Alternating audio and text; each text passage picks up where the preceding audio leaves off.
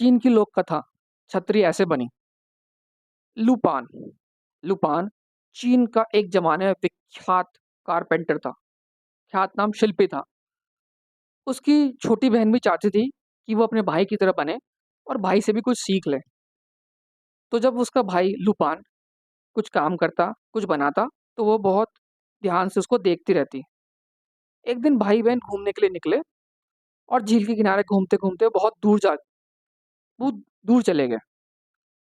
बहन बहुत खुश होकर बोली, आहा, कितना सुंदर दृश्य है, नहीं कितना शानदार व्यू है। भाई ने जैसे ही ये देखने की नजर उठाई कि भाई मौसम चेंज हो गया, मौसम बदल गया, वेदर चेंज हो गया। अचानक से बहुत तेज तेज हवाएं चलने लगी, काले बादल घिर आए और देखते देखते झील में लहरें उठने लगी और तेज बारिश होने लगी। लूपान और उसकी बहन एक बड़े से पेड़ के नीचे खड़े हो गए। तेज बारिश ने उन्हें वहां भी भिगो डाला। घूमने का सारा मजा किरकिरा हो गया। लूपान की बहन बोली, भैया, तुम्हारे कारपेंटर या शिल्पी होने का क्या फायदा। देखो आज हम कितने हेल्पलेस हैं। आओ हम दोनों कोई ऐसी चीज बनाए जिससे बारिश में भीगने से बचा जा सके, जिससे बारिश में भीगने से हम बच सकें। ठीक है बताओ। ठीक है बताओ, लूपान ने बहन से कहा। ठीक है बहन बताओ, तुम अपनी चीज कितने दिन में बना लोगी। तुम अपनी चीज कितने दिन में बना लोगी। बहुत प्राउड होकर बहन ने कहा, बस एक रात में, सुबह होने से पहले काम खत्म। लूपान ने खुश होकर कहा, चलो ठीक है, हम दोनों को काम पर जुट जाना चाहिए और ये चीज बनानी चाहिए। दोनों खुशी खुशी घर लौट आए। रात भर दोनों अपनी अपनी चीज बनाने में जुट गए। लूपान ने लूपान ने पहले तो लकड़ी के खंबे बनाए शानदार खंबे बनाए। फिर उन पर उन्होंने सुंदर चित्रकारी बनाई। चार बड़े खंभों पर रंग लगाने के बाद एक बड़ा मंडप बनाया। मंडप लगाकर वो झील के किनारे जा पहुंचा। वहां उन्होंने मंडप खड़ा करके चारों कोनों पर सुंदर घंटियां लटका दी। हवा चलती तो सारी घंटियां बज उठती और अच्छी आवाज निकलती। लूपान खुश था कि अब लोग बारिश में भी झील को देख सकेंगे और भीगेंगे नहीं। उधर लूपान की बहन भी अपनी चीज बनाने में लगी हुई थी। लूपान घर लौटा तो उसे अपनी बहन की याद आई। उसे उसने अपने बहन के कमरे में झांक कर देखा तो उसे वहां कोई नजर नहीं आया। तो उसने फिर एक नया मंडप बनाना शुरू किया।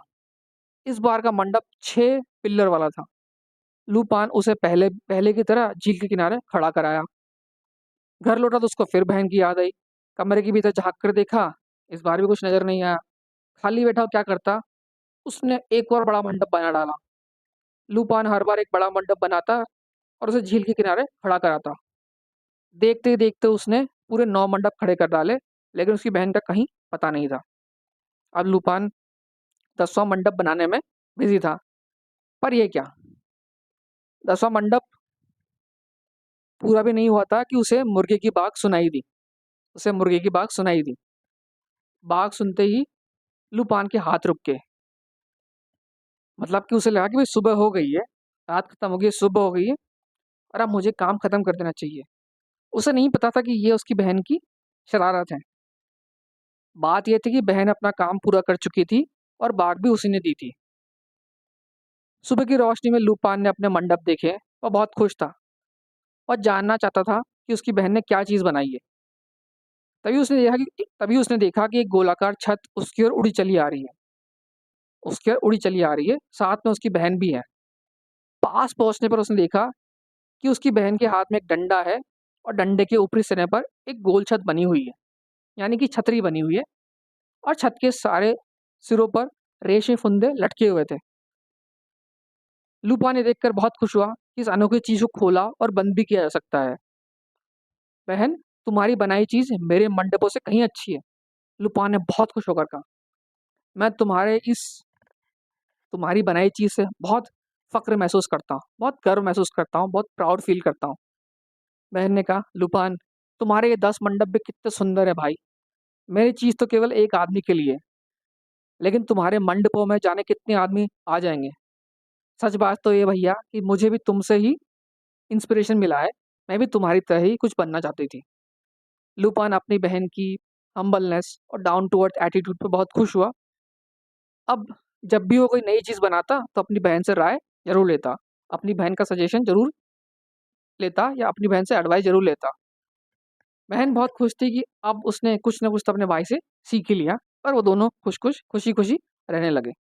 उम्मीद है आपको ये कहानी पसंद आई होगी और आपने इस कहानी से क्या कुछ सीखा है, मुझे कमेंट बॉक्स में बताइए। मैं आपके लिए आगे भी ऐसी कहानियाँ लेके आता रहूँगा। अगर आपको लगता है कि इस कहानी से या इसमें दिए गए ऑब्जेक्टिव से आपके किसी दोस्त को फ़ायदा हो सकता है या किसी और को कुछ बेनिफिट मिल सकता है, तो दिए गए लिंक को बाकी लोगों में शेयर कीजिए और बाकी लोगों को भी इससे बेनिफिट दिलाइए। अगली कहानी तक के लिए have a good day, good bye.